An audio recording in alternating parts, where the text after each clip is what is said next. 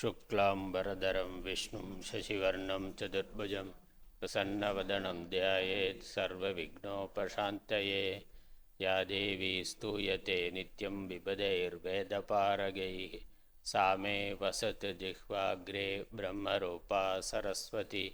निधये सर्वविद्यानां विषजे भवरोगिणां गुरवे सर्वलोकानां दक्षिणामूर्तये नमः। श्रीदक्षिणामूर्तिसुदेशिकेन्द्रं द्वैपायनं सूत्रकृतं मुनीन्द्रं श्रीशङ्करं भाष्यकृतं यतीन्द्रं मद्देशिकञ्चापि नमामि विद्यै।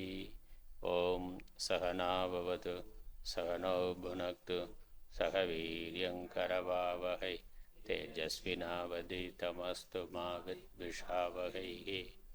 ॐ शान्ति शान्ति शान्तिः। தந்தைதாயாவானும் சார்கதியிங்காவானும் அந்தமிலா இன்பம் நமக்காவானும் எந்தனுயிர் தானாகுவானும் சரணாகுவானும் அருட்கோனாகுவானும் குரு. கோயிலூர் சிதம்பர ஞானதேசிக சுவாமிகள் அருடைய லக்ஷணாவர்த்தி. பிரம்ம நாமங்கள் ஒவ்வொன்றுக்கும் விளக்கம் கொடுத்து கொண்டு வருகின்றார். இறுதியாக நம்ம பார்த்தது வஸ்து, இருக்கின்ற ஒரே பொருள் ஆத்மா பிரம்மமே.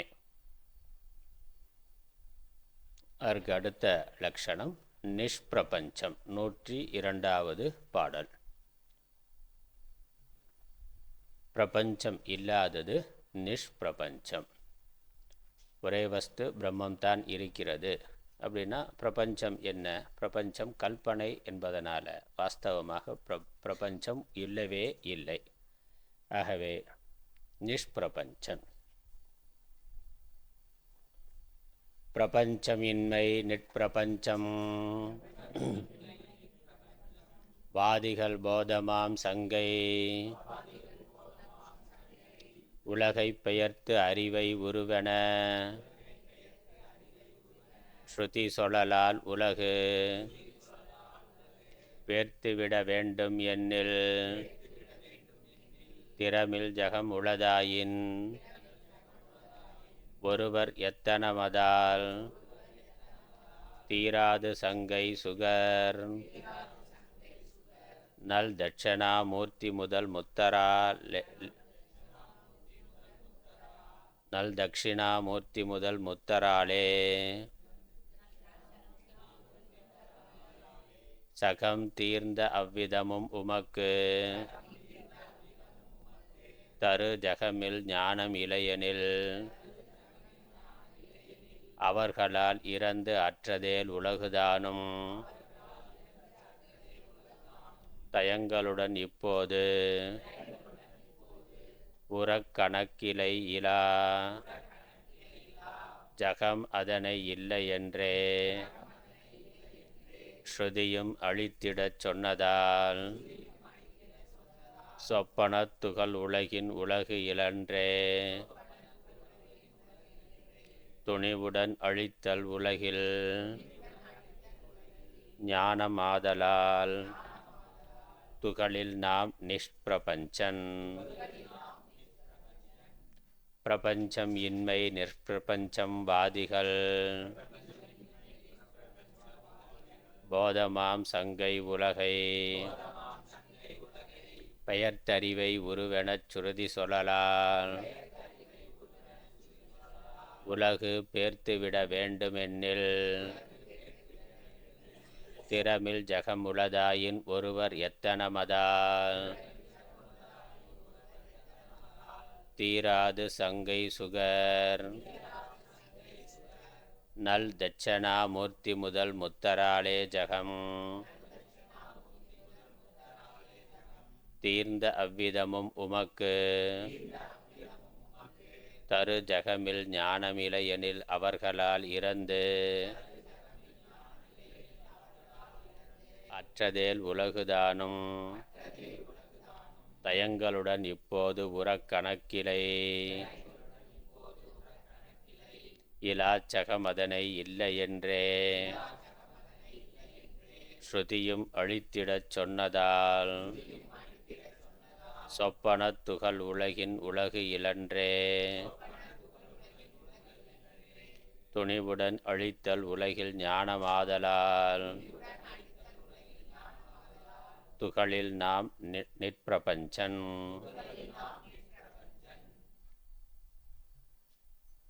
பிரபஞ்சம் இன்மை, நிஷ்பிரபஞ்சம் உலகம் இல்லாத தன்மை, அது உலகின் இன்மை, அது நிஷ்பிரபஞ்சம். எந்த பிரம்மத்தினிடத்தில் வாஸ்தவமாக உலகமானது இல்லையோ அதனால் பிரம்மமானது நிஷ்பிரபஞ்சம். வாதிகள் போதமாம் சங்கை. வாதிகள்ங்கிறது மற்ற மதத்தவர்கள், அவர்களுடைய விவேகம், அவர்களுடைய அறிவு, அவர்கள் இதில் என்ன பூர்வபக்ஷம் கிளப்புகின்றார்கள்.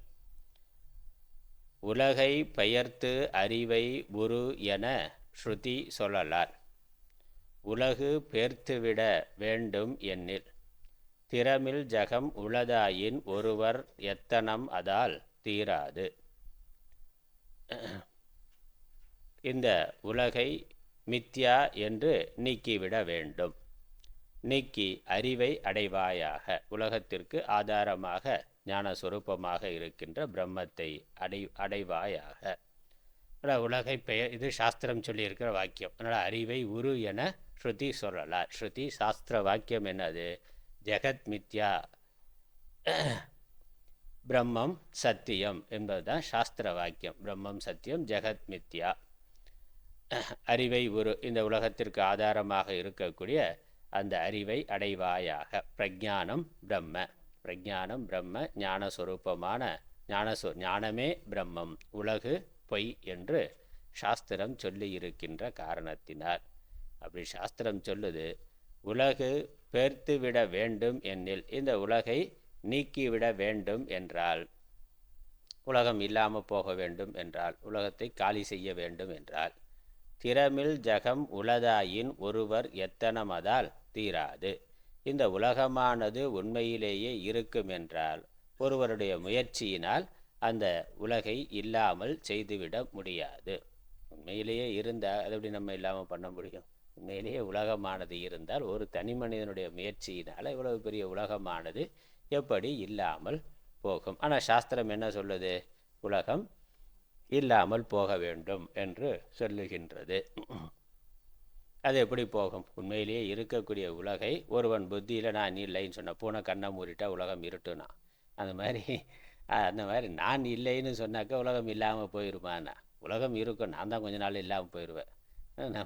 ஆனால் சாஸ்திரம் என்ன சொல்லுது? உலகை இல்லை என்று பெயர்த்து விட வேண்டும்னு சொன்னால், உண்மையிலேயே இருக்க உலகத்தை எப்படி உங்களால் பெயர்க்க முடியும், இல்லாமல் போக்க முடியும் அப்படின்னு கேள்வி கேட்டால் அதற்கு பதில், அதனால் ஒருவர் எத்தனமதால் தீராது. முயற்சி, ஒரு தனி மனிதனோட முயற்சியினால் உலகத்தை இல்லாமல் செய்துவிட முடியாது. சுகர் நல் தட்சணாமூர்த்தி முதல் முத்தராலே ஜகம் தீர்ந்த அவ்விதமும் உமக்கு தரு ஜகமில் ஞானம் இளையனில் அவர்களால் இறந்து அற்றதேல் உலகுதானும் தயங்களுடன் இப்போது உனக்கு உரக்கணக்கு இலை.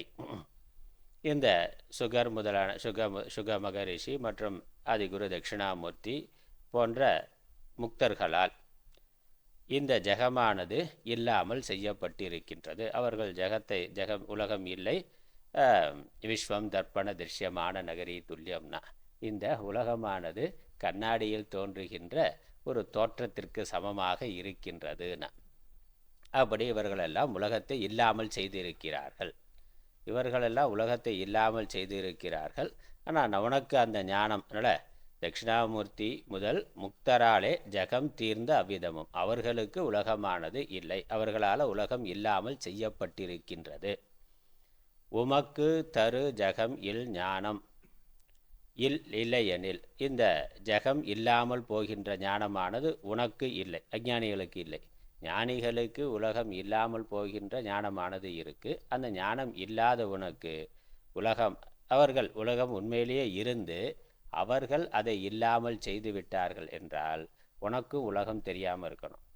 அது உலகம் இருக்குது, ஒருத்தர் காலி பண்ணிட்டார். உண்மையிலே உலகம் சத்தியமாக இருந்து அதை ஒருத்தர் இல்லாமல் செய்து விட்டார். அதுக்கப்புறம் யாருக்குமே அந்த உலகம் தெரியக்கூடாது. இல்லை, யாருக்குமே அந்த உலகம் தெரியக்கூடாது. உண்மையிலேயே உலகம் இருந்தால் யாருனாலையும் காலி பண்ண முடியாது, ஒரு கருத்து. ஆனால் முக்தர்களெல்லாம் உலகம் இல்லை என்று சொல்லி இருக்கிறார்கள். அப்போ அவர்கள் உலகத்தை இல்லாமல் செய்து விட்டார்கள்னு ஆகின்றது. அவர்கள் இல்லாமல் செய்து, உண்மையிலே இருந்த உலகத்தை அவர்கள் இல்லாமல் செய்து விட்டால் யாருக்குமே உலகம் தெரியக்கூடாது. அஞ்ஞானியாக இருந்தாலும் அவர்களுக்கு உலகம் தெரியக்கூடாது. ஆனால் உனக்கு உலகம் தெரியறதுனால, அவர்களுக்கு உலகம் தெரியவில்லை, உனக்கு உலகம் தெரிகிறதுங்கிறதுனால, உன்னுடைய அஞ்ஞானத்தினால தான் உலகம் இருக்குது. அஞ்ஞானம் நீங்கினா உனக்கும் உலகம் இல்லாமல் போய்விடும். அஞ்ஞானம் நீங்கிற பொழுது உலகம் இல்லாமல் போகுதுன்னா உலகம் உண்மையில் இல்லை என்றுதான் அர்த்தம். அதான் எங்கள் யுக்தி. அவர்களால் அற்றதேல் உலகுதானும் தயங்களுடன் இப்போது உரக்கணக்கு இல்லை. இப்போ உலகம் இருப்பதற்கான வாய்ப்பு இல்லை. உலகம் உண்மையிலேயே இருந்து முக்தர்களால் நீக்கப்பட்டு விட்டது என்றால் நமக்கு மற்றவர்களுக்கு உலகம் தெரியக்கூடாது, ஆனால் தெரிகின்றது. அதனால் இலாச்சகம் அதனை இல்லை என்றே ஸ்ருதியும் அழித்திடச் சொன்னதனால், சாஸ்திரம் உண்மையிலேயே இல்லாத ஜெகத்தை உன்னுடைய மனதிலிருந்து அழித்து விட வேண்டும். அது இருக்கிறதா நீ நினைக்கிறது உன்னுடைய அஞ்ஞான காரியம். அஞ்ஞானம் புத்தி தான் உலகங்கிறத இருப்பதாக காட்டுகின்றது. அஞ்ஞானத்திலிருந்து விடுபட்டு முக்தரானவர்கள் உலகை காணவில்லை. அப்போ உலகை எது தோற்றுவிக்கிறது? அஞ்ஞானம்தான் தோற்றுவிக்கிறது என்பது தெரிகின்றது. அதனால் சொப்பன துகள் உலகின் உலகு இலன்றே துணிவுடன் அழித்தல் உலகில் ஞானம் ஆதலால். அந்த கனவுக்கு சமமாக, கனவு உலகத்திற்கு சமமாக நனவு உலகமும் வாஸ்தவமாக இல்லை என்று துணிவுடன் அழித்தல் உலகில் ஞானம் ஆதலால். உலகு இல்லாத ஞானம். அஞ்ஞானத்தினால் உலகம் தெரியும். எப்படி அந்த கனவுல இருக்கிற வரைக்கும் கனவு தெரிகின்றது, விழித்தவுடன் அந்த கனவு உலகமானது இல்லை. அப்போ விழிப்பை பற்றிய ஞானம் வந்தவுடனே அந்த மித்யாவான உலகமானது மறைந்து விடுகிறது. பொய்யான உலகமானது விழித்தவுடன் மறைந்து விடுகிறது. அதே போல் ஞான விழிப்பு வந்தவுடன் இந்த அஞ்ஞான காரியமான நனவு உலகமும் மறைந்து விடும். உலகில் ஞானம் ஆதலால் துணிவுடன் அழித்தல் உலகில் ஞானம் ஆதலால்.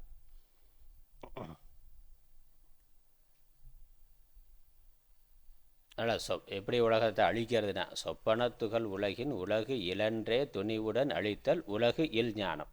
உலகில் ஞானம்னா உலகு இல்லாத ஞானம். உலகு இல்லாத ஞானம் எங்கேருந்து? உலகம் இருக்கிறது எங்கே? புத்தியில் தான் இருக்குது. அந்த புத்தியில் இருந்து உலகம் நீங்கிறது அப்படிங்கிறது தான் உலகம் இல்லாத ஞானம். புத்தியிலிருந்து உலகம் நீங்கிறது எப்படி நீங்கும்? சொப்பனத்துக்கு சமமாக இந்த உலகம் இருக்குங்கிற ஞானம் வர்ற பொழுது புத்தியிலிருந்து உலகமானது நீங்கி விடுகிறது. புத்தியிலிருந்து உலகம் நீங்கிறதுனா உலகத்திற்கு நாம் கொடுத்திருக்கக்கூடிய சத்தியத்துவம் நீங்கிறது. அதான் புத்தியிலிருந்து நீங்கிறதுனா உலகத்துக்கு நம்ம வைத்திருக்கக்கூடிய சத்தியத்துவம் நீங்குதல். இப்போ காணல் நீர் நீங்குதல்னா, காணல் நீர் நீங்கிறதுனா காணல் நீர் உண்மையிலேயே இருக்கு என்று எவன் பார்த்து கொண்டு இருக்கிறானோ அவன் காணல் நீர் இருக்குன்னு அதை நோக்கி ஒரு பிரவர்த்தியில் போகின்றான். ஏற்கனவே அது காணல் நீர்னு தெரிந்தவர்கள் அதை நீராக பார்ப்பது இல்லை. அது உண்மையிலேயே இருக்குன்னு அதை பற்றிய விவேகம் இருக்கிறவர்கள் அது தோற்றத்தில் இருந்தாலும் உண்மையாக இருப்பதாக காண்பது இல்லை, அறிவது இல்லை. ஆனால் அதை பற்றிய விவேகம் இல்லாத ஒருவன் அதை பார்க்கின்ற பொழுது உண்மையில் இருக்கின்றது என்று நினைக்கிறார். அப்போ உண்மையில் இருக்கக்கூடிய அந்த நீரானது நீங்க வேண்டும் என்றால் என்ன பண்ணணும்? நம் புத்தியில் இருக்கிற அது இருக்குங்கிற அந்த எண்ணமானது நீங்க வேண்டும். ஏன்னா பக்கத்தில் போய் ஆராய்ந்து பார்க்கிற பொழுது அது இல்லாமல் போய்விடுகிறது. திரும்ப பார்த்தா தெரிகின்றது.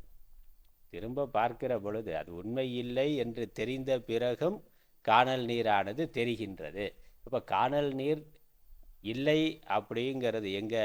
புத்தியில் தான் இல்லை. கண்ணில் காட்சியில் தெரிந்திருந்தாலும் காணல் நீரின் இன்மை புத்தியில் அதற்கு கொடுத்திருந்த சத்தியத்துவத்தினுடைய நீக்கம்தான். அதான் பிரவர்த்தியிலிருந்து நம்மை விளக்குகின்றது. காணல் நீர் காட்சியில் தெரியலாம், அது பிரச்சனை இல்லை. அது உண்மைன்னு நினைக்கிறது தான் நமக்கு பிரச்சனை. அதனால் அது உண்மை இல்லைன்னு அறிவில் எப்பொழுது நாம் புரிந்து கொள்ளுகின்றோமோ அப்பொழுது அதை நோக்கிய பிரவருத்தியானது இல்லை. அதே மாதிரி கயிற்றில் பாம்பு இல்லைன்னு தெரிகின்ற பொழுது அங்கே நிவர்த்தியானது இல்லை. பயம் இருக்குது, பாம்பை பார்த்தா பயமானது இருக்குது, ஐயோ பாம்புன்னு நினைக்கிறான், அதுலேருந்து தப்பிச்சு போகணும்னு நினைக்கிறான். எப்போ பாம்பு இல்லை கயிறு தான் இருக்கிறதுங்கிற உண்மை விளங்குகின்றதோ அப்போ அங்கே நிவர்த்தியானது ஏற்படுகின்றது, அந்த நிவர்த்தி நீங்குகின்றது, அதிலிருந்து விலகி போகணுங்கிற எண்ணமானது நீங்கி விடுகிறது. அதனால் இங்கே காணல் நீரை பார்க்கிற பொழுது பிரவருத்திங்கிறது இருக்கின்றது. தண்ணீர் இருக்குது, நம்ம தாகத்தை தீக்கும், அதை நோக்கி ஓடுதல்ங்கிற பிரவருத்தியானது இருக்குது. அது உண்மை இல்லை, தோற்றம் மாத்திரம். உண்மையில் அங்கே தண்ணீர் இல்லைங்கிற தெளிவு, அந்த விவேகமானது அங்கே தண்ணீருக்கு அந்த தோற்றத்திற்கு கொடுத்திருந்த சத்தியத்துவத்தை நீக்கிவிடுகின்றது.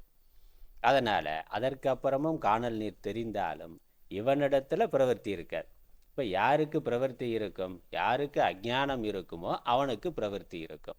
ஞானம் வந்தவனு காட்சியில் ஒன்று தான், அஜ்ஞானம் இருக்கிறவனுக்கும் ஞானம் இருக்கிறவனுக்கும் காட்சியில் அது ஒரே மாதிரி தான் இருக்குது, அதில் மாற்றம் இல்லை. ஆனால் இவனுடைய ஞானத்தினால அது உண்மை இல்லைங்கிற விவேகம் அவனுடைய பிரவர்த்தியை நீக்குகின்றது. அதே மாதிரி தான் கயிற்றில் பாம்பு. என்ன ஒரு வித்தியாசம், கயிற்றில் பாம்பு இல்லைன்னு தெரிந்ததுக்கு அப்புறம் அஜ்ஞானியினால் பார்க்கிற பாம்பு, அஜ்ஞானம் இருந்த காலத்தில் பார்த்த பாம்பை ஞானம் வந்த பிறகு பார்க்க முடியாது, தெரியாது. ஞானம் வந்த பிறகு பாம்பு தெரியாது, கயிறு தான் தெரியும்.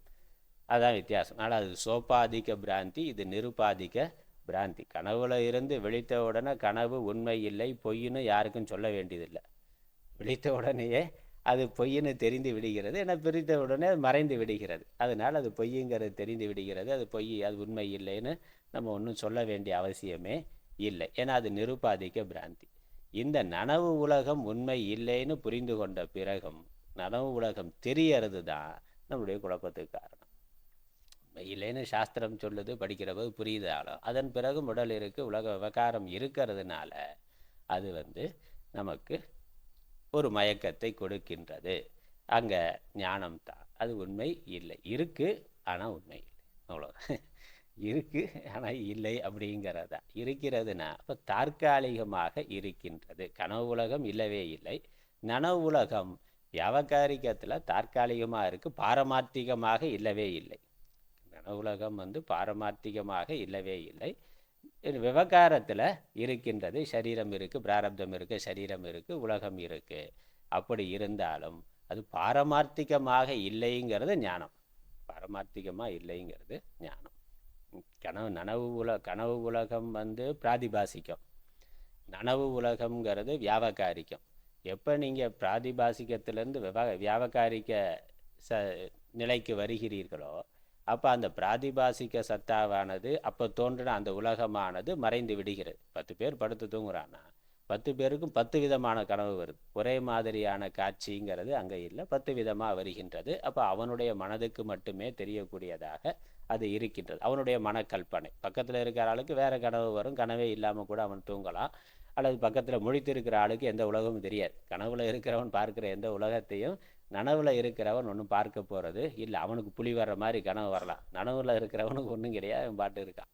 அப்போ அது அவனுடைய மனது அவனுக்கு மட்டுமே தெரிகின்ற காட்சிங்கிறதுனால அது பிராதிபாசிக்கம். அவன் அதிலிருந்து விழித்து விட்டாலே, வியாவகாரிக சத்தாவுக்கு வந்து விட்டாலே பிராதிபாசிக்கமானது மறைந்து விடுகின்றது.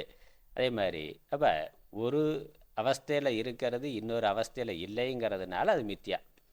அதே மாதிரி இந்த வியாவகாரிக உலகம் பாரமார்த்திக சத்தியத்தை பற்றிய ஞானம் நமக்கு வர்ற பொழுது இருக்கிறது ஒரே பொருள் தான், பலவாக தோன்றி கொண்டிருக்கிறதுங்கிற ஞானம் வருகின்ற பொழுது இந்த வியாவகாரிக சத்தியமானது, வியாவகாரிக தோற்றமானது மித்யாவாக ஆகிவிடுகிறது.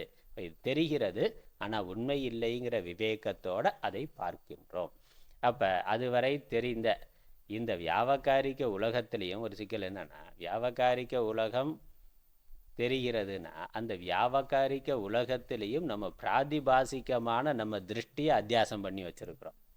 எப்படி அந்த கனவுல வியாவகாரிக உலகமே இல்லை, முழுக்க முழுக்க நம்மளுடைய அத்தியாசமான ஒரு உலகம் மட்டும் தெரிகின்றது, பிராதிபாசிகமான ஒரு உலகம் மட்டும் தெரிகின்றது. அதனால் அதை நீக்கிறது ஈஸியாக இருக்குது, அதிலேருந்து விழித்த உடனேயே அது மறைந்து விடுகிறது. ஆனால் இந்த வியாவகாரிக உலகத்தில் அதை மட்டும் இருக்கிற மாதிரி நாம் பார்த்தாலும் கூட பிரச்சனை இல்லை. வியாவகாரிக சத்தியத்தின் மேலே பிராதிபாசிகமாக நாம் நம்மளுடைய திருஷ்டியை, நம்மளுடைய விருப்பு வெறுப்பு, நம்மளுடைய வாசனைக்கு ஏற்றாற் போல் அந்த பிராதிபாசிகத்தையும் அத்தியாசம் பண்ணி வைத்திருக்கிறோம். அப்படி பார்க்கிறோம். அப்போ ஞானத்தில் என்ன ஆகுது? இந்த பிராதிபாசிக அத்தியாசம், நம்மளுடைய மனக்கற்பனை, அஜானத்தினால் ஏற்பட்ட விருப்பு வெறுப்புகள், அதனால் தோன்றின கற்பனை உலகமானது நீங்குகின்றது. வியாவகாரிக உலகம் தெரிகின்றது, ஆனால் அது தோற்றம் மாத்திரம்ங்கிறது தெரிகின்றது. தங்கம் தங்கமாக இருக்குது, தங்கம் நகையாக இருக்குது. தங்கம் நகையாக இருக்கிற பொழுது என்னது? தங்கத்தின் மேலே நாம் ஒரு வடிவத்தை ஏற்படுத்தி வைத்திருக்கிறோம். அந்த நகைங்கிறது தோற்றம் மாத்திரம், உண்மையில் இல்லை. தங்கத்துக்கு வேறாக அந்த நகைங்கிறது உண்மையில் இல்லவே இல்லை. ஆனால் நம்ம ஒரு வடிவத்தை ஏற்படுத்தின பிறகு அதற்குன்னு ஒரு பயன்பாடு இருக்குது. அதனால் எல்லாரும் சேர்ந்து இது தோடு, இது மூக்குத்தி, இது வளையல், இது செயின், இதை இந்த இடத்துல இப்படி பயன்படுத்தலாம்னு இருக்குது.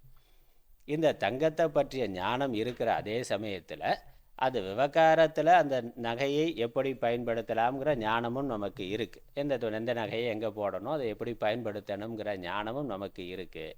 அப்போ அந்த உண்மை மெய்ப்பொருளை பற்றிய ஞானமும் இருக்குது. அதன் மேலே இருக்க அத்தியாசமான வடிவங்களை பற்றிய ஞானமும் இருக்குது.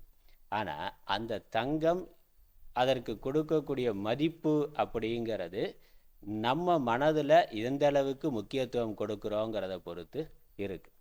தங்கம் தான் உலகத்தில் மேலானதுங்கிறது. தங்கம் இருந்தால் இருந்துட்டு போதுமே, அதனால் அது எனக்கு சாப்பாடு போடுமானா? தங்கம் இல்லைங்கிறதுனால என்னோடய உயிர் வாழ்க்கை இல்லாமல் போயிடுமானா? இல்லையே. இப்போ தங்கத்துக்கு மதிப்பு அப்படிங்கிறது, தங்கம்ங்கிறது உலகத்தில் இருக்கக்கூடிய பல பொருள்களில் அது ஒன்று. அதுவும் பூமியிலேருந்து வந்தது தான், கல் மண் மாதிரி தான், அதுவும் ஒன்று தான். ஆனால் அந்த தங்கத்திற்கு இவ்வளவு மதிப்பு கொடுத்துருக்கிறது யார்? இறைவனா மனிதனானா? மனிதன். நம்ம அத்தியாசம் தானே, நம்ம அத்தியாசம் தானே. அந்த தங்கமே இல்லாமல் வாழ்ந்து கொண்டு இருக்கிறவர்கள் இருக்க, தங்கம் இல்லாமல் உயிர் வாழவே முடியாதா என்ன? அப்படி இல்லையே, உயிர் வாழ்ந்து கொண்டு இருப்பவர்கள் இருக்கிறார்கள். இப்போ தங்கம் ரொம்ப முக்கியத்துவம் உடையது, அது எனக்கு வேணும்னு நினைக்கிறது நம்முடைய அத்தியாசம். அது இல்லைன்னா, இந்த தோடு மூக்குத்தி இதெல்லாம் இல்லைனாக்கா எனக்கு ஒரு மகிழ்ச்சியான வாழ்க்கை இல்லைன்னு நினைக்கிறது மனிதன் பண்ணுற அத்தியாசம். உபகாரத்தில் ஒரு வடிவம் கொடுத்துருக்குறோம், அந்த வடிவத்தில் நம்ம பயன்படுத்திக்கிறோம். ஆனால் அதற்கான வேல்யூ நாம் கொடுக்குறோம். அது இல்லாமலே வெறுமனே ஒரு பிளாஸ்டிக்கில் ருத்ராட்ச மாலை கூட போட்டு இருக்கலாம். தங்க செயின் தான் போடணுமா என்ன? தங்க செயின் உயர்ந்ததா, ருத்ராட்ச மாலை உயர்ந்ததான்னா அது யார் முடிவு பண்ணுறது? நம்ம முடிவு பண்ணுறது தான்.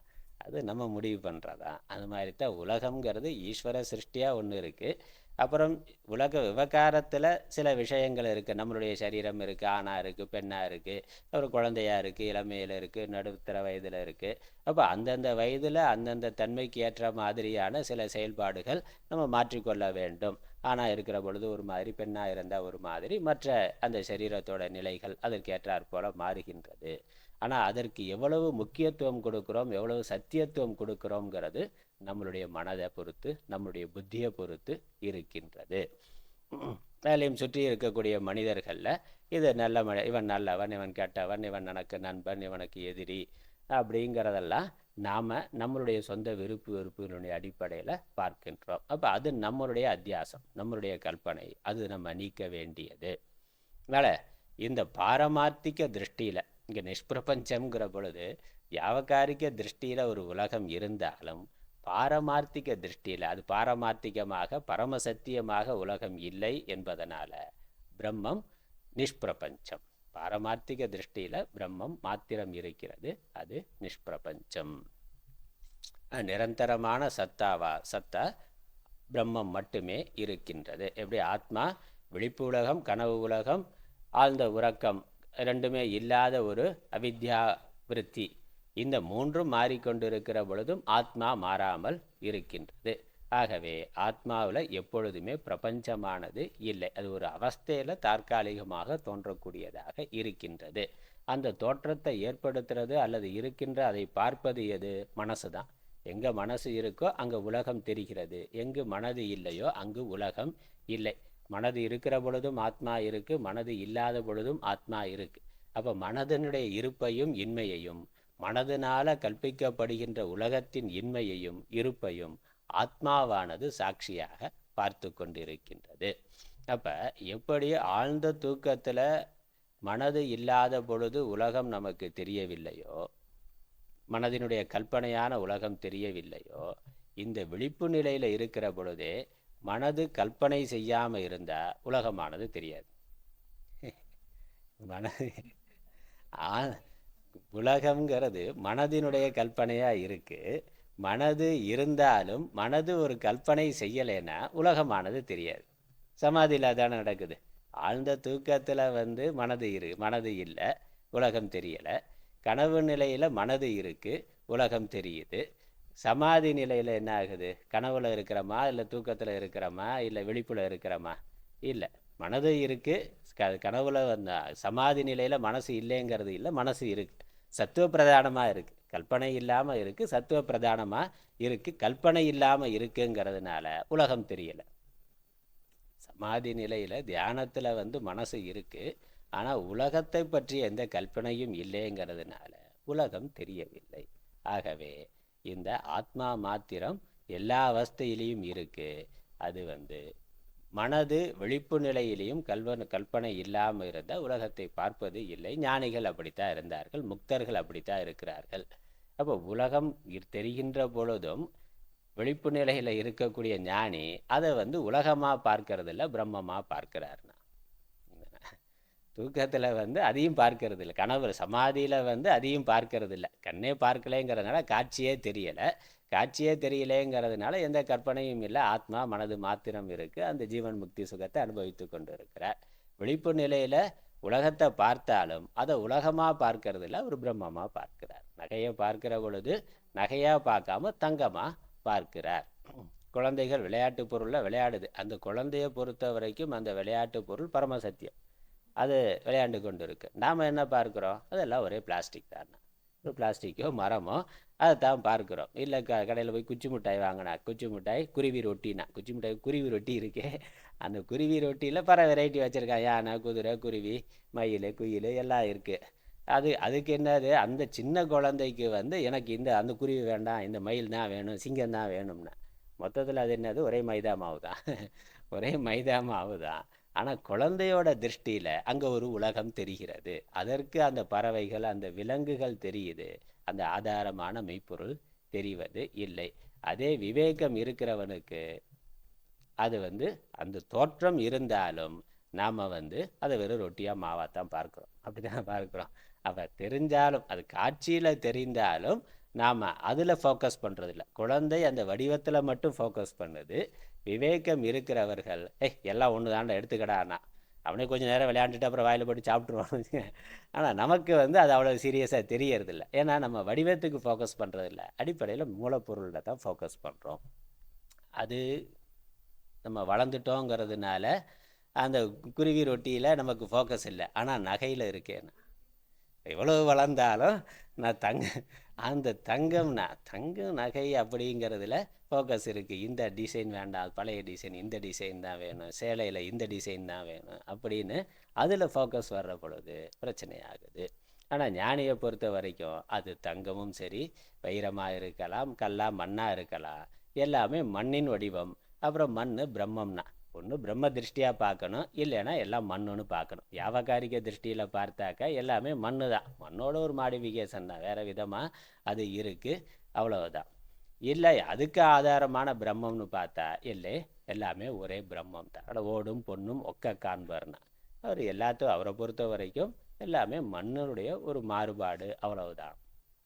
அதற்கு மேலே அது வேறு ஒன்றும் இல்லைன்னு நினைக்கின்றார். அதனால் இந்த ஞானியோட திருஷ்டியில் பிரபஞ்சம் என்பது இல்லை. பாரமார்த்திக திருஷ்டியில் பிரபஞ்சம் என்பது இல்லவே இல்லை, தோற்றமாத்திரமாக கூட இல்லை. விவகார நிலையில் ஞானியோட திருஷ்டியில் விவகார நிலையில் பிரபஞ்ச தோற்றம் இருந்தாலும் அவர் பிரம்மமாக அதை பார்க்கின்றார். அல்ல நிஷ்பிரபஞ்சன்னா நாம் நிஷ்பிரபஞ்சம். அடுத்தது நானா ரூபம். முதல்ல நிஷ்பிரபஞ்சம், நானா ரூபம்னா பிரபஞ்சமே இல்லைன்னு சொல்லிட்டு நானா ரூபம் அப்படின்னு சொன்னால் இந்த ஆத்மாவே நானா ரூபமாக இருக்கின்றது. வாஸ்தவமாக தங்கத்தில் நகை உலகம் இருக்கா இல்லையான்னா, வாஸ்தவமாக தங்கத்தில் நகை உலகம்ங்கிறது இல்லை. நகைங்க பல நகை கடையில் போனாக்கா எண்ணற்ற வடிவங்களில் இருக்கே, அப்போ அது நகை உலகம். உண்மையில் அங்கே இருக்கிறது தங்கம் தானே. இப்போ நகைங்கிறது வாஸ்தவமாக நகைகள்னு ஒன்றுமே இல்லை, தங்கம் மாத்திரம் இருக்கின்றது என்பது தான். அதனால் தங்கம்ங்கிறது நிஷ்பிரபஞ்சம். நகைங்கிற அந்த நகைகள்ங்கிற பிரபஞ்சம் இல்லாத ஒன்று தங்கம். அப்புறம் இன்னொரு விவகார திருஷ்டியில் ரூபத்தையும் சேர்த்து பார்க்கிற பொழுது அதே தங்கம் தான் நானா ரூபங்களை எடுத்துக்கொண்டு இருக்கின்றது. அவ்வளோதான். இயலும் நானா ரூபம் வெகு ரூபமாம் சங்கை இவையெல்லாம் பிரம்மம் அல்ல எனும் வாக்கியத்தினால் உலகை துடைத்து மிக ஏகச்சித்து உருவதாக இயல் ஸ்ருதி பிரம்மத்தை நிலைநிறுத்த பிரம்மம் என்னும் வெகு ரூபம் என்பது எவ்விதம் எனில் வெகுவிதம் பிரிவு பெறும் நீரினால் இனன் ஒருவனே அநேக அயல் உருவமே என்ன இலகல் போல் வெகு ரூபியாய் உறும் அவித்தையாலே அழகில் ஒரு பிரம்மமும் வெகு ரூபமே போல அமரவே இலகல் கொண்டு சுயமாக வெகு ரூபன் என்பது உபச்சாரமாகச் சொல்லலுறும் ஆகையாலே தோற்றிடும் அவித்தை தன்னை குறித்தென்றும் நாம் துகளில் நானா ரூபனே. இயலும் நானா ரூபம் வெகு ரூபமாம் சங்கை இவையெல்லாம் பிரம்மம் அல்ல எனும் வாக்கியத்தினால் உலகை துடைத்து மிக ஏகச்சித்து உருவதாக இயல் ஸ்ருதி பிரம்மத்தை நிலைநிறுத்த பிரம்மம் என்னும் வெகு ரூபம் என்பது எவ்விதமெனில் வெகுவிதம் பிரிவு பெறும் நீரினால் இனன் ஒருவனே அநேக அயல் உருவமே என்ன இலகல் போல் வெகு ரூபியாய் உறும் அவித்தையாலே அழகில் ஒரு பிரம்மமும் வெகு ரூபமே போல அமரவே இலகல் கொண்டு சுயமாக வெகு ரூபன் என்பது உபச்சாரமாக சொல்லல் உறும் ஆகையாலே தோற்றிடும் அவித்தை தன்னை குறித்தென்றும் நாம் துகளில் நானா ரூபனே. இயலும் நானா ரூபம் வெகு ரூபமாம். நானா ரூபம் அப்படின்னா என்ன அர்த்தம்? அதுக்கு அர்த்தம் சொல்றார், விளக்கம். வெகு ரூபம், வெகு ரூபம்னா பகு ரூபம், பல ரூபம், பல வடிவங்களில் பல தோற்றங்களில் இருத்தல். சங்கை, இதில் சங்கை கேள்வி என்னென்னா, இவையெல்லாம் பிரம்மம் அல்ல எனும் வாக்கியத்தினால், இது எதுவும் பிரம்மம் இல்லை என்ற வேத வாக்கியத்தினால் இந்த நாம ரூபங்கள் தோற்றங்கள் அறியப்படுவதாக இருப்பது எதுவும் பிரம்மம் அல்ல. நேதம் எதிதம் உபாசத்தேனா, எது உன்னால் உபாசிக்கப்படுகின்றதோ அது பிரம்மம் அல்லன்னு உபாசிக்கின்ற நாம ரூபத்தை சொல்லிட்டார். இந்த உலகம் எல்லாம் எதுவும் இல்லை, இதெல்லாம் பிரம்மம் இல்லை என்று சொன்னதினால் இவையெல்லாம் பிரம்மம் அல்ல எனும் உபனிஷத் வேத வாக்கியத்தினால் உலகை துடைத்து மிக ஏக சித்து உருவதாக இயல் ஸ்ருதி பிரம்மத்தை நிலைநிறுத்த இந்த நாமரூபங்களெல்லாம் மித்தை என்று தள்ளிவிட்டு சத்தியமாக மெய்ப்பொருளாக இருக்கின்ற ஒன்றையான பரம்பொருள். அதனால் உலகை துடைத்து இந்த வாக்கியத்தினால இந்த உலகம் தோற்றம் மாத்திரம் பொய், நேக நானாஸ்தி கிஞ்சன என்பது முதலான வாக்கியங்கள் வாச்சாரம்பணம் விகாரோ நாமதேவ நாமதேயம் மிருத்திகா இத்தியவ சத்தியம். இந்த மாதிரியான வாக்கியங்களால் உலகை துடைத்து இதெல்லாம் வெறும் நாமரூப மாத்திரம், உண்மை இல்லை என்று அதெல்லாம் நீக்கிவிட்டு கடைசியாக ஒன்றே இருக்கக்கூடிய மிக ஏக சித்து உருவதாக ஏக்கமாய் இருக்கின்ற சைத்தன்ய சுரூபமாக பிரம்மத்தை நிலைநிறுத்த, அதுதான் பிரம்மம், ஒன்றையான பிரம்மம் என்று ஸ்ருதி சொல்ல, ஸ்ருதி நிலைநிறுத்த. நீங்கள் என்ன சொல்கிறீங்க? பிரம்மத்துக்கு ஒரு நாமரூபம், பிரம்மம் என்னும் வெகு ரூபம் என்பது எவ்விதம் எனில், இந்த பிரம்மத்தை பல ரூபம் உடையது என்று சொல்வது எப்படி என்றால், ஏற்கனவே பார்த்துருக்குறோம். அரூபம், அநேகம், அரூபம் ஏகரூபம்னா, அரூபம் ஏகரூபம், அப்புறம் அநேக ரூபம், இந்த லட்சணங்கள்லாம் ஏற்கனவே வந்திருக்கு. அதே மாதிரி தான் அநேக ரூபங்கிறதா நானா ரூபங்கிற இன்னொரு வார்த்தையில் இருக்குது, அல்லது விஸ்வரூபம் அப்படி சொல்லலாம். பிரம்மம் எனும் வெகுரூபம் எவ்விதம் எனில், பிரம்மம் பல ரூபம், பிரம்மத்துக்கு ஒரு லட்சணமாக நானா ரூபம்னு சொல்கிறது எப்படி பொருந்தும் என்றால், இந்த உலகம்லாம் இல்லை, பிரம்மம் ஏக்கம்னு சொல்லிட்டு நானா ரூபம்னு ஒரு லட்சணம் பிரம்மத்துக்கு சொன்னால் அது எப்படி பொருந்தும் என்று கேட்டால், பிரிவு பெறும் நீரினால் இனன் ஒருவனே அநேக அயல் உருவமே என்ன இலகல் போல். இந்த இனன்கிறது சூரியனை குறிக்குதுங்க. சூரியன் பல நீர்நிலைகளில் ஒரே சூரியன் பலவாக தெரிவது போல, ஒரு சூரியன் பலவாக, என்னோட இனன் ஒருவனே அநேக அயல் உருவமே என்ன, பல புற ரூபங்களாக எண்ணற்ற சூரியனாக தெரிவது போல. வெகு ரூபியாய் உறும் அவித்தையாலே, இந்த அவித்தையானது பல ரூபங்களை தோற்றுவிக்கின்றது. அவித்தை மாயாசக்தி பல நாம ரூபங்களை தோற்றுவித்திருக்கின்றது. உலகம் என்ற பெயரில் பல நாம ரூபங்களை தோற்றுவித்திருக்கின்றது.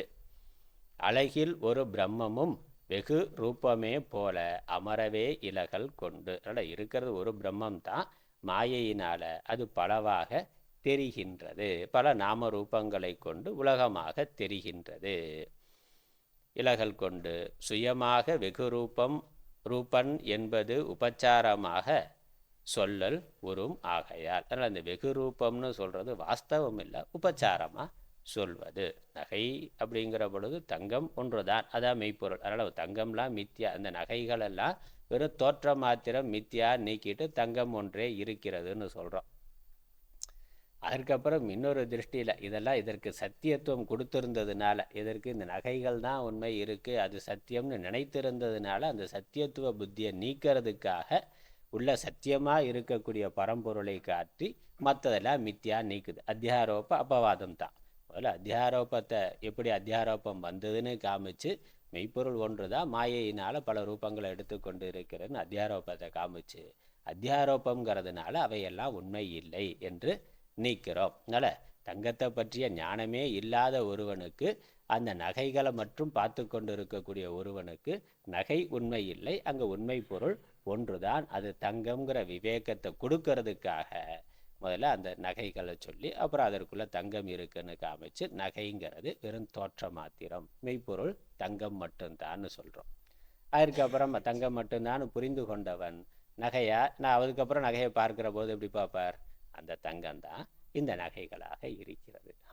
அதே தங்கம் தான் நகைகளாக, இப்போ நகைகளாக தோன்றினாலும் தங்கம்தான், ஒரே தங்கம் தான் நகைகளாக தோன்றி கொண்டு இருக்கின்றது. அப்போ நகைங்கிறது என்னது? நகை ரூபமாக இருக்கிற தங்கம், அவ்வளோதான், நகை ரூபமாக இருக்கிற தங்கம். அதனால் மோதிரம் செயின்னு சொன்னால் மோதிர ரூபமாக இருக்கக்கூடிய தங்கம், செயின் ரூபமாக இருக்கக்கூடிய தங்கம், வளையல் ரூபமாக இருக்கக்கூடிய தங்கம். அப்போ தங்கம் நானா ரூபம். அந்த நானா ரூபங்கிறது உபச்சார மாத்திரம், உண்மையில் அது பரம சத்தியமாக சொல்லவில்லை, அந்த வடிவத்தில் இருக்கிறதுனால அப்படி சொல்லுகின்றோம், அவ்வளோதான். அதனால் உபச்சாரமாக சொல்லலுறும். பாரமார்த்திகமாக இருக்கிறது ஒன்று தான், உபச்சாரமாக விவகாரத்தில் நம்ம அதை பல ரூபங்களை எடுத்துக்கொண்டு இருப்பதாக, எப்படி சூரியன் பல ரூபத்தை அடைந்திருப்பது போல காண்கிறோமோ, அதனால் பிரம்மத்துக்கு நானா ரூபம்னு ஒரு லட்சணம் சொன்னாக்கா அது உபச்சாரமாக சொல்வது.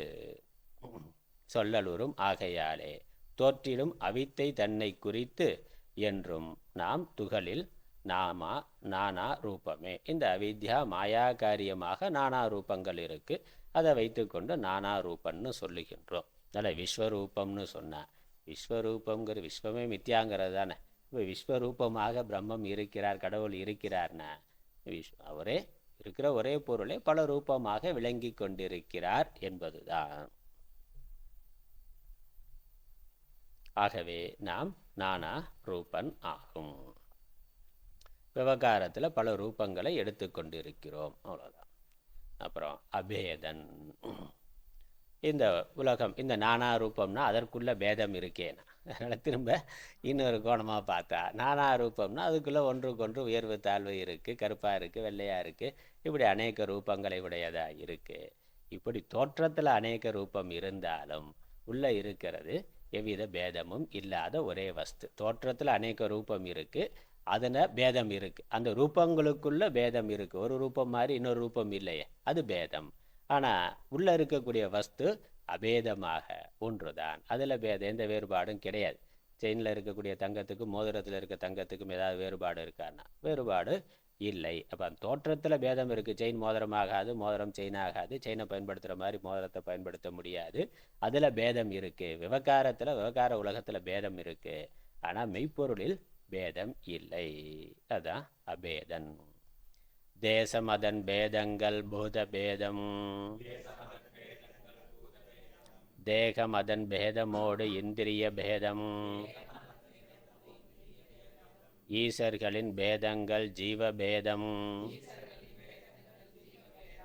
என தோற்றம் மாயா காரியத்தினுக்கும் மாசுரு மாயைக்கும் அதிஷ்டான சித்தாய் மறுவு சச்சிதானந்த நம்மை விட்டு பேசுறும் ஓர் பேத உரு இலதால் நாமே பிரிவிலா அபேதன் எனப் பேணுவாயே. தேசம் அதன் பேதங்கள் பூதபேதம், தேகம் அதன் பேதமோடு இந்திரிய பேதம், ஈசர்களின் பேதங்கள் ஜீவபேதம் என தோற்றம் மாயா காரியத்தினுக்கும் மாசுரு மாயைக்கும் அதிஷ்டான சித்தாய் மறுவு சச்சிதானந்த நம்மை விட்டு பேசுறும் ஓர் பேத உரு இலதால் நாமே பிரிவிலா அபேதன் எனப் பேணுவாயே. தேசம் அதன் பேதங்கள். இந்த பூமியில் தேசம் நாடு என்று பல வேறுபாடுகளை வைத்திருக்கிறோம். பூமியினுடைய அமைப்பிலேயே மேடு பள்ளம், இயற்கை வளம், காடாக இருக்கிறது, மலையாக இருக்கிறது, சமவெளியாக இருக்கிறது, பாலைவனமாக இருக்கிறதுன்னு தேசத்தினுடைய பகுதிகளுக்குள்ளேயே பேதம் இருக்கின்றது. பூமிங்கிறது ஒன்று தான், அதனுடைய அமைப்பில் வேறுபாடானது இருக்கின்றது. இப்போ அந்த தோற்றத்தில் வேறுபாடு இருந்தாலும் அடிப்படை பொருள் ஒன்று தான். அதற்கப்புறம் பூத பேதம். இந்த பஞ்சபூதங்கள் ஒன்றுக்கொன்று வேறுபட்டதாக இருக்கின்றது. தேகம் அதன் பேதமோடு இந்திரிய பேதம். இந்த தேகம் என்னட்ட ஸ்தூல சரீரம், சூக்ஷ்ம சரீரம், காரண சரீரம்னு இருக்குது. அப்புறம் சரீரங்களுக்குள்ள வேறுபாடு இருக்கின்றது. ஒரு சரீரத்தை எடுத்துக்கொண்டு அதற்குள்ளேயே இந்திரியங்களுக்குள்ள வேறுபாடு இருக்குது. ஒரு இந்திரியம் செய்கிற வேலையை இன்னொரு இந்திரியம் செய்வது இல்லை. ஆனால் இந்திரியங்களுக்குள்ள வேற்றுமை. ஈசர்களின் பேதங்கள். ஈசர் கடவுள்னு பார்த்தா அங்கேயும் பிரம்மா விஷ்ணு சிவன்னு தேவர்களுக்குள்ள எண்ணற்ற பேதங்களை அவர்கள் ஒவ்வொருத்தரும் ஒவ்வொரு வேலையை செய்கிறார்கள். அதுலேயும் பேதம்ங்கிறது தெரிகின்றது, இருக்கின்றது. புராண இதிகாசங்களாலேயே சாஸ்திரத்தினாலேயே பேதம் சொல்லி இருக்கு. ஜீவ பேதம். ஜீவர்களுக்குள்ள அந்த ஜீவன் சூக்ஷ்ம சரீரத்தில் இருக்கக்கூடிய ஜீவன் அவனுடைய புண்ணிய பாபத்தில் ஏற்றத்தாழ்வு இருக்குது. அதனால் அதற்குள்ளேயும் பேதங்கள் பார்க்கின்றோம். என தோற்றம் மாயா காரியத்தினுக்கும். இப்படி இருக்கக்கூடிய எல்லா பேதங்களும் இதெல்லாம் மாயா காரியம். அதனால் இப்படி தோற்றம்னா தோற்றமாக இருக்கின்ற மாயா காரியம். மாயா காரியத்தினால தோற்றங்களுக்குள்ள இவ்வளவு பேதங்கள் இருக்கின்றது. அதனுடைய சத்துவம் ரஜஸ் தமசு அதனுடைய ஏற்றத்தாழ்வுகளால் இவ்வளவு பேதங்கள் தெரிகின்றன என தோன்றும் மாயா காரியத்தினுக்கும். அப்புறம் மாயைக்கும், மாசுரு மாயைக்கும். அந்த மாயைக்கும் அதிஷ்டான சித்தாய். இந்த தோற்றங்களுக்கு மாயாகாரியமான தோற்றங்களுக்கும் அந்த தோற்றங்களை ஏற்படுத்தின மாயைக்கும் அதிஷ்டானமாக இருக்கின்ற சித்தாய் மறுவு சச்சிதானந்த நம்மை விட்டு பேசுரும் ஓர் வேத உரு இலதால். இந்த எல்லா தோற்றங்களுக்கும் அதிஷ்டானமாக இருக்கக்கூடியது சச்சிதானந்தமாகிய ஒரே பொருள். அதனிடத்தில் அதற்கு அந்நியமாக இன்னொரு பொருள் இல்லை என்பதனால, அதிஷ்டானம் ஆதாரம் ஒரே பொருள் என்பதனால அதற்குள் பேதம் என்பது இல்லை. ஓர் பேத உரு இலதால் நாமே பிரிவிலா அபேதன் என பேணுவாயே. இந்த சச்சிதானந்தத்துக்கு மாதிரி இன்னொரு சச்சிதானந்தம் இல்லை, அதில் பேதம் இல்லை. உலகமானது மாயையினால் ஒரு தோற்றமாக இருக்கின்றது. தோற்றத்தில் பேதங்கள் இருக்குது, அது தோற்றம் மாத்திரம், அவ்வளோதான். தோற்றத்துக்குள்ளே பேதம் இருக்குது, தோற்றம் மாத்திரம். இட்லி தான் அப்புறமா அடுத்தலாம் கொஞ்சம் புளிச்சுட்டா தோசையாகுதுன்னா, இட்லியை தோசையாக்குனா என்ன பேதம்? இட்லிக்கு தோசைக்கு வடிவத்தில் தான் பேதம். அடிப்படையான மாவுங்கிறது ஒன்று ஊத்தாப்பமாக போடலாம், இல்லை மெல்லிசாக ரோஸ்ட்டாக போடலாம், கொஞ்சம் வெங்காயம்லாம் போட்டு வெங்காய தோசையாக போடலாம், இல்லை கேரட்டு போட்டு வெஜிடபிள் தோசையாக போடலாம், வேறு எப்படியெல்லாம் போடுறது போடலாம். அவ்வளோ நெய் போட்டு நெய் ரோஸ்ட்டு, அப்புறம் பொடி தோசைன்னா எத்தனை வெரைட்டி வச்சுருக்குறான். எல்லாம் ஒரே கரண்டு மாவு தான். அதே ஒரு கரண்டி ஊத்தப்பமாக இருந்தாலும் அதே ஒரு கரண்டி தான், ரோஸ்ட்டாக இருந்தாலும் ஒரே கரண்டி தான். அதை தேயின்னு தேய்ச்சி அது பேப்பர் ரோஸ்ட் ஆக்கி கொடுக்குறான். அப்போ அது வேறு வடிவத்தில் வரலாமே வெளியே, உள்ளே இருக்கிறது ஒரே பொருள் தான். அப்படி மாயையினால் பல தோற்றங்கள் ஏற்படுத்தப்பட்டிருக்கு. அதிஷ்டானம் ஒன்றுங்கிறதுனால அபேதன். அந்த அதிஷ்டானம் நாம், அது சச்சிதானந்த பிரம்மம். ஆகவே அபேதன். அதுக்கப்புறம் நிர்விசேஷன். இந்த பேதம் அப்படிங்கிற பொழுது ஒன்றுக்கொன்று வேறுபாடு இருக்குது, அதை வைத்துக்கொண்டு பொருள்களுக்குள்ள நம்ம வேறுபாடு சொல்லுகின்றோம். அதுக்கு பேர் விசேஷம்னு பேர். இந்த விசேஷமும் வாஸ்தவமாக இல்லைங்கிறதுனால நிர்விசேஷன். விசேஷம்னா அட்ஜெக்டிவ். விளக்கம் சொல்கிறார், பார்க்கலாம். நிர்விசேஷன் உயர்வு தாழ்வாம், விசேஷம் அவை நீங்கின், அவன் நிற்றல் ஓடல், நேர்கோணல் அதியா இலகலுரு, மனுடரொடு நிகழ்தரு பச்சி முதலாம், சர்வம் என் விசேஷங்கள் உடனுற்று அவ்வடிவையும், சாரதன் தொழிலும் உரல் போல், தயங்கினும் வெயில் ஏகரூபமாய், விபுவதாய் தனி நிர்விசேஷமா போல், பொரு விபு பிரம்மம் முன் சொல் விசேஷத்தொடு,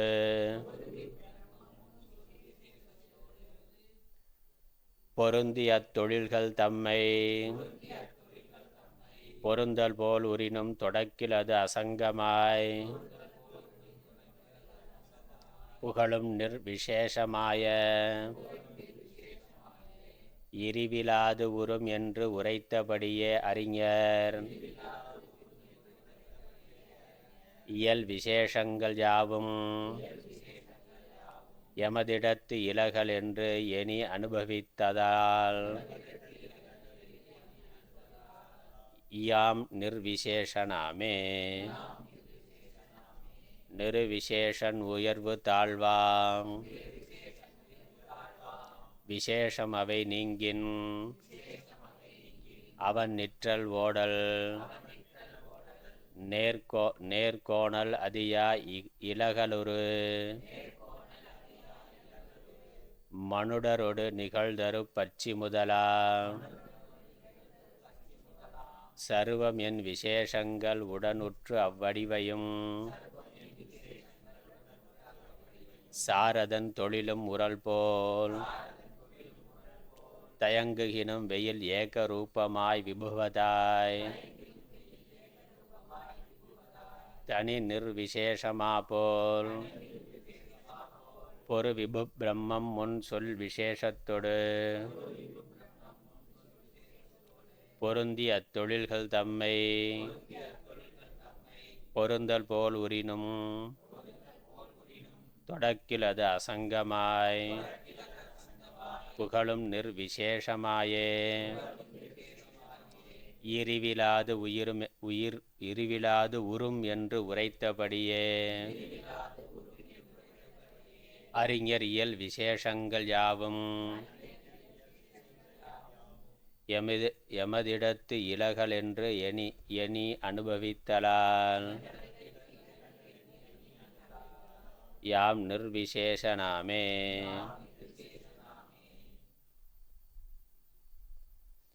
நிர்விசேஷன் விளக்கம் கொடுக்கிறார்.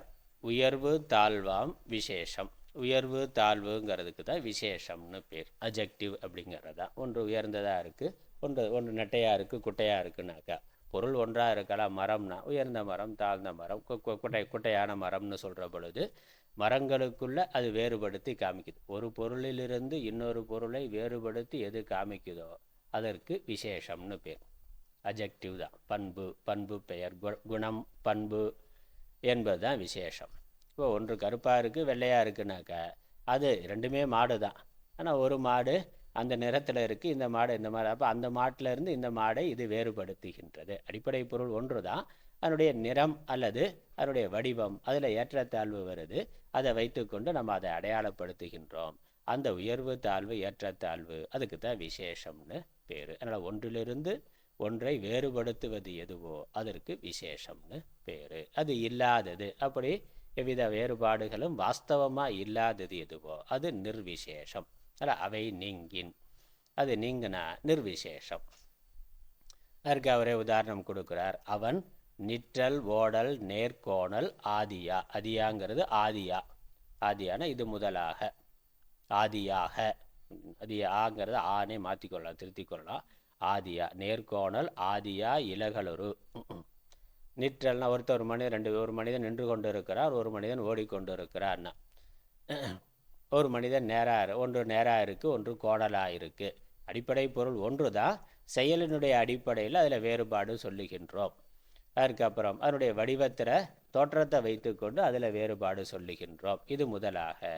இலகலொரு மனுடரொடு நிகழ் தரு பச்சி முதலாம் சர்வம் என் விசேஷங்கள் உடன் உற்று. மனிதன், பறவைகள், பச்சிங்கிறது பறவை, தருங்கிறது மரம் முதலான. அதில் மனுடரோடு மனிதர்கள், தருங்கிறது மரங்கள், மரங்களுக்கு தருன்னு பேர். மரங்கள், பச்சி பறவைகள், இது முதலாக மற்ற எல்லா உயிரினங்கள் என்ன இருக்கோ எல்லாமே ஒன்றுக்கொன்று வேறுபட்டதாக. சர்வம் என் விசேஷங்கள் உடன் உற்று. இதெல்லாம் அனைத்தும் அதற்குன்னு ஒரு வடிவம் இருக்குது. அதனால் அது ஒன்றை இன்று வேற்றுப்படுத்து. மரம் வேற, பட்சி வேற. பட்சிங்கிறது பறவைகள் வேற, விலங்குகள் வேறன்னு அதனுடைய வடிவத்தில் வேறுபாடானது இருக்கின்றது. அதனால் அது வேறு வேறு பெயர்களில் சொல்லுகின்றோம். அடிப்படையில் பார்த்தா எல்லாம் பஞ்சபூதம் தான். எல்லாம் அதே பஞ்சபூதம் தான். வேறு வேறு ரூபத்தில் இருக்கிறதுனால அதை வேறு வேறு பெயர்களில் வேறு இனங்களாக சொல்லுகின்றோம். அது ஒன்றிலிருந்து இன்னொன்றை வேறுபடுத்துவதாக இருக்கின்றது. ஆனால் அடிப்படையில் எல்லாம் முறை தான். உடனுற்று அவ்வடிவையும் சார் அதன் தொழிலும் உரல் போல. அப்போ இந்த உடல்கள் எல்லாம் அதற்குன்னு ஒரு வடிவம் இருக்குது, அதற்குன்னு ஒரு தொழில் இருக்குது. அப்படி இருக்கின்றது. அவ்வடிவையும் அதன் தொழிலும் உரல் போல. அதற்குன்னு ஒரு செயல்பாடானது இருக்கிறது. ஒரே மண்ணு தான். அது பானையாக பிடிக்கிற பொழுது அதற்குன்னு ஒரு பயன்பாடு இருக்குது. அதே மூடியாக பிடிச்சாக்கா அதற்குன்னு ஒரு பயன்பாடு அதே மண்ணு தான். அப்போ அந்த வடிவத்தை மாற்றுற பொழுது இதற்கு ஒரு பயன்பாடு, அதற்கு ஒரு பயன்பாடு வருகின்றது. அது மாதிரி தனி நிர்விசேஷமாப்போல். இந்த வெயில் ஏகமாய் விபுவதாய் தனி நிர்விசேஷமாப்போல் பொருவி பிரம்மம் முன் சொல் விசேஷத்தோடு பொருந்தி அத்தொழில்கள் தம்மை பொருந்தல் போல் உரினும் அசங்கமாய்.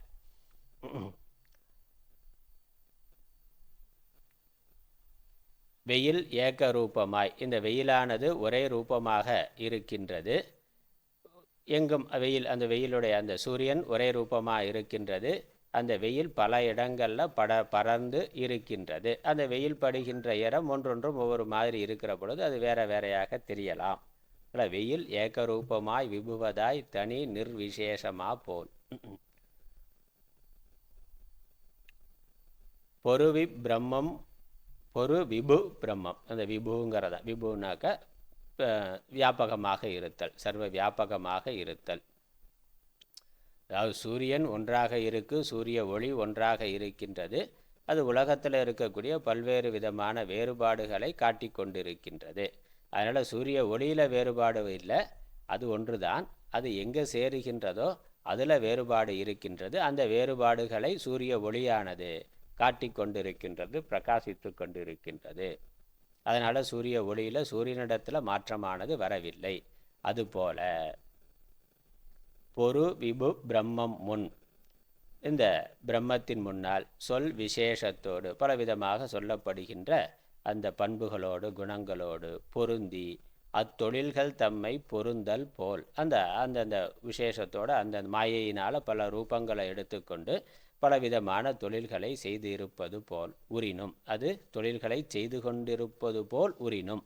அத்தொழில்கள் தம்மை பொருந்தல் போல் உரினும், செய்து கொண்டிருப்பது போல தனித்தனியாக இருப்பது போல தோன்றினாலும், தனித்தனி செயல்களை செய்து கொண்டு தனித்தனியாக ஆனது போல தோன்றினும், தொடக்கில் அது அசங்கமாய் புகழும் நிர்விசேஷமாயே, உள்ள ஆதாரமாய் இருக்கின்ற அது அசங்கமாய், அந்த காரியங்களோடு சம்பந்தப்படாமல் அசங்கமாய், அதோட சங்கம் இல்லாமல் ஒட்டுதல் இல்லாமல் நிர்விசேஷமாயே. மண் பானை, எண்ணற்ற பானைகள் சின்னதும் பெருசுமா எண்ணற்ற வடிவங்களில் செய்தாலும் மண் என்னது, மண் மண்ணாகவே இருக்குது. அந்த வடிவங்கள் தான் வேறு வேறு இருக்குது. அதை கலர் விதவிதமாக நம்ம பெயிண்ட் அடித்து வேறு வேறு கலரில் கொண்டு வரலாம். ஆனால் உள்ளே இருக்கக்கூடிய அடிப்படை மண் தன்மை மாறாமல் அப்படியே இருக்கின்றது. அப்போ மண்ணில் எவ்விதமான மாறுபாடும் வரலை, அது நிர்விசேஷம்னா. அந்த மாதிரி இந்த பிரம்மம் தன்னுடைய சொரூபத்தில் எவ்விதமான மாறுபாட்டையும் அடையவில்லை, நிர்விசேஷமாயே இருவிலாது உறும் என்று உரைத்தபடியே அறிஞர் இயல் விசேஷங்கள் யாவும், அந்த அடிப்படையான பொருள் மூலப்பொருள் எந்த விசேஷமும் எந்த மாறுபாடும் அடையாமல் அப்படியே இருக்கின்றது என்று பெரியோர்கள் சொன்னபடியே, இருவிலாதுனா அழிவில்லாமல், உறும் என்று அப்படியே அது இருக்கும், காரணமானது எவ்விதமான மாறுபாடும் அடையாமல் அப்படியே இருக்கும் என்று அறிஞர்கள் சொன்னபடியே இயல் விசேஷங்கள் யாவும் எமது இடத்து இலகல் என்று எண்ணி. அதனால் இந்த விசேஷங்கள், இந்த நாமரூபங்கள் எல்லாம் என்னிடத்தில் விளங்கி கொண்டிருக்கின்றது என்று எண்ணி என்று நினைத்து அனுபவித்தலால் இயாம் நிர்விசேஷனாமே, வாஸ்தவமான நான் ஆத்மா சாட்சியாக இருக்கிறேன், எவ்விதமான மாறுபாடும் இல்லாமல் எல்லாவற்றிலும் சமமாக இருக்கின்றேன். அதனால் அதில் அடிப்படை ஆத்மாவில் மாறுபாடு இல்லை, நாமரூபங்களை பல விதமாக எடுத்துக்கொண்டு நான் விளங்கி கொண்டிருக்கிறேன் என்பதனால் வாஸ்தவமாக நான் நிர்விசேஷம்தான். விசேஷம் புறத்தில் இருக்கு, உள்ளே அடிப்படை பொருள் மாறவில்லை. அடுத்த லட்சணம் நேரமாச்சு. அத்வைத்தம். நாளைக்கு சாமிஜி கிளாஸ் சொல்லியிருக்காரா? முடிச்சிட்டாரு, முடிஞ்சது. ஆனந்த கழிப்பு பாடியாச்சு. சரி, இது அடுத்து தாய்மானவர் பாடல், அது அடுத்த சொல்லிட்டார், முடிச்சாச்சு. சரி, ஆனந்த கழிப்பு பாடியாச்சு. அப்போ ஆனந்தம் தான். சரி, அப்போ நம்ம நாளைக்கு காலையில் ஒரு கிளாஸ் வச்சுக்கலாம், அவ்வளோதான். நம்ம நாளைக்கு நம்ம இன்னும் 4 இருக்குது, இன்னும் 4 பாட்டு இருக்குது, இன்னும் 4 பாட்டு இருக்குது. நாளைக்கு காலையில், அப்போ நாளைக்கு வேணால் பார்த்து முடிக்கலாம்.